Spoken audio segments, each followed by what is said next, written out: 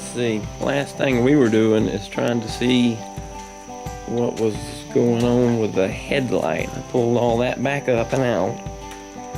It, for some reason, wasn't working. We were testing it down there. Well, the problem with the front headlight was one of their ends they put on here, they cut it off flush and crimped it on where nothing was touching anything. Okay. After studying on that a little bit more, how to hold that bait bucket, I went down there and bought little 97-cent eye bolts, threaded all the way up. And I guess we can use the existing holes and just hook a bungee strap around it. And it'll be removable from both sides. As far as that bucket goes, we have a bigger buckets in there. We have the, what was that? I think it was a 7-gallon. May end up upgrading to that. If need be, no big deal. Still working on the lighting. Went down through here with this. This is them, I forget what the name brand was, but some kind of light strip crap. And the back, you know, on these never stick. Never going to. So I went down it with some silicone. And the tape there was actually unnecessary, I believe, but I put it on there anyway. Had to turn out the lights, you know, and get the correct angle so you can see your rod tip, but so that it's also not in your eyes. Did the same thing on that side. That's all the tape down there. Now looking at these inside lights, there's no real place to put these. Working on that bucket too. There's no real place to put these that's not completely in your vision. So thinking about trying to stick them underneath this rail right here where it's down at its furthest. Other than that, and they'd just be all in your eyes. This is the one on the inside. Curious of how well it stayed stuck too. I didn't put silicone on that one. That one, tape on that one seemed to hold a lot better. And I'm just curious of how long it'll take before it comes off. Probably a month or so, who knows. If you get really lucky. Oh, there's the little cigarette lighter charger port.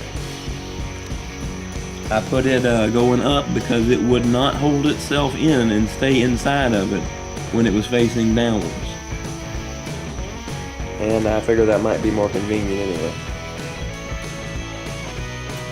Next, I think we were,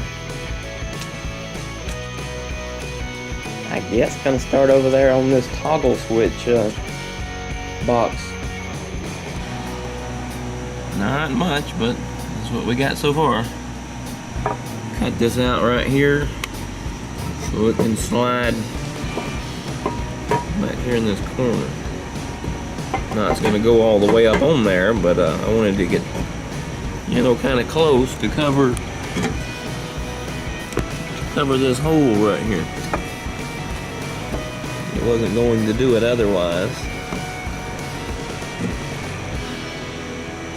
Tap that back down flat as well. That was all flared out. Come over about like that. So far, just got measured out here where we want to put them, leaving room on all of the sides here for being able to put the support back up on here after cutting out that little bit extra. I can rivet this piece back to it on the top, bottoms, and sides.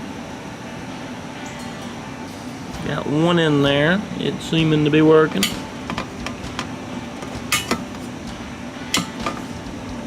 That's a loud switch. You'll know if you accidentally switch it, which I doubt that'll happen after we get the flapper on there. Whew. Messing around while the paint's drying. There goes the bucket. I installed the eye bolt on this side and that side. The top bungee holds down the top bucket from flying out, which I'll probably turn around backwards during traveling. And the bottom one holds that in. Oh, I went in there. Let me see. I drilled a whole lot more holes and tested it again, and yeah, that was a lot better. It picks up out of there very quickly, strains. Set it back down, change your water. Good to go. I got the pedestals on there. Oh yeah, made this plate here, got that cut out for them to go in there. Not a plate. Well, technically it's a plate to cover where that hole was. And it's a toggle control switch. That thing's got to dry. I already had it all cleaned up. Figured I might as well paint it something similar in camo to the boat. After it dries, we will get it back installed. And we got on the seats. Still got the plastic on them because there's so many birds around here. There's a good example. We got over here seriously looking at the pole holder situation. Looking at and bought one of those plastic ones to see how that would do on here. Not too sure about them. Pretty expensive. And so is all the other ones I looked at online. Well, this is called Fixing That Up.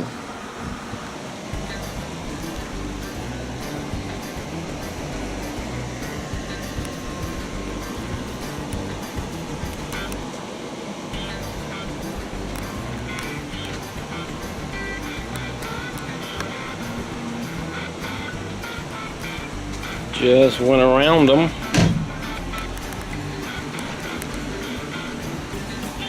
With 6 of them. Went to the trouble of go ahead and making these. I bent that, welded on a piece here, actually squeezed this together and I pressed it in there. Then welded it on, made this little extension piece to hold it. They're strange little looking contraptions, but they're real strong. They're strong little fellers. I just got them on in here with 2/4 inchers, and out here with some stainless flat washers and lock washers underneath there as well. They work. You can get the rod out of them fast. Let's see, this boat's on a little bit of a swivel here. Let's see if we can, how far down we can bend this pole. Yeah, I'd end up breaking the pole way before I moved that rod holder. Decent little things though. Now, on to something else. Was going to also say that these little fishing pole holders and putting on the seats and all that is really just accessories on the boat. I was questioning whether or not to even record these and everything else I'm going to do next. I guess it's technically part of the Bass Tracker project though, because it's going on here. And the project won't stop until it hits the water, and then even after then we will be trying to do additional things for it. Never-ending project, you know how it goes. But at some point we're going to have to end this series. I just don't know when. Just installed the cutting board. Got it to where it'll go around that bungee there for travel and such.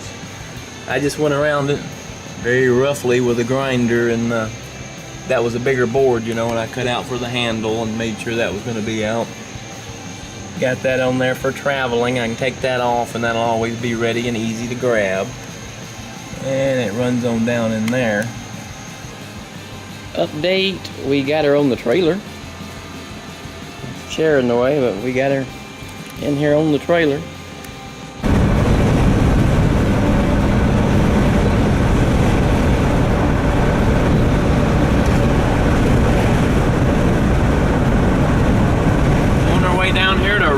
Marina.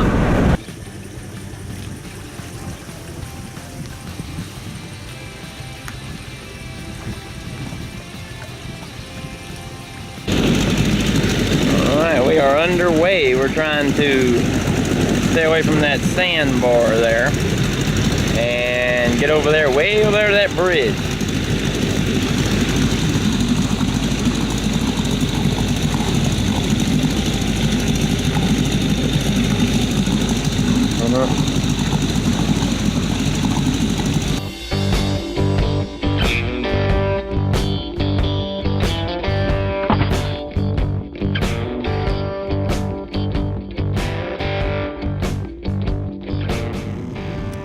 Little view of inside fishing lights here.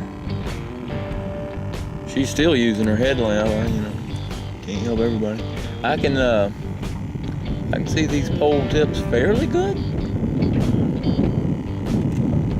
We got 2 more to get out.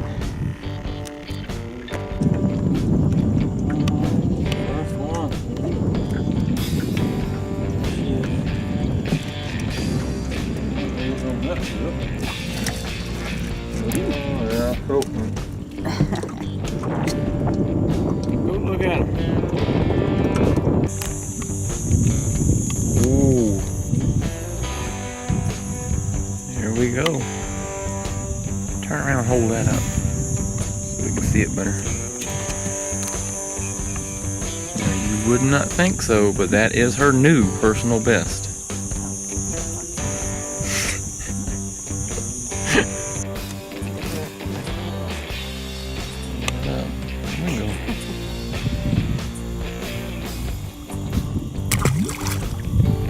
Should have weighed that one. Now you'll always wonder.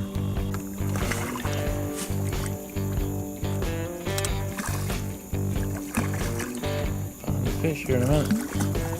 There we go.